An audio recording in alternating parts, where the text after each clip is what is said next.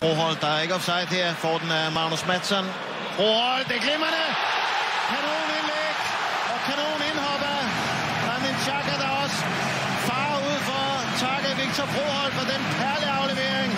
Og man så havde fået den i baghovedet, var den gået i kassen.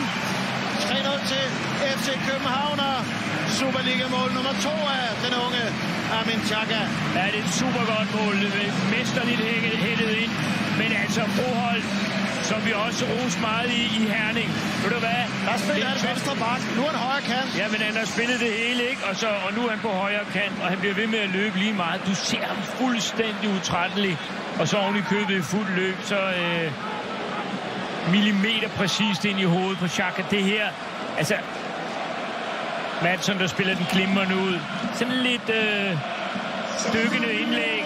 Ikke slået alt for hårdt, ikke for vildt, men simpelthen med den præcision, der skal til. Og skruer lidt væk fra målet også. Og så skal han bare sætte hovedet på Xhaka. Og det ligner da sommerens vigtigste transfer, Per, at sørge for, at Froholt han ikke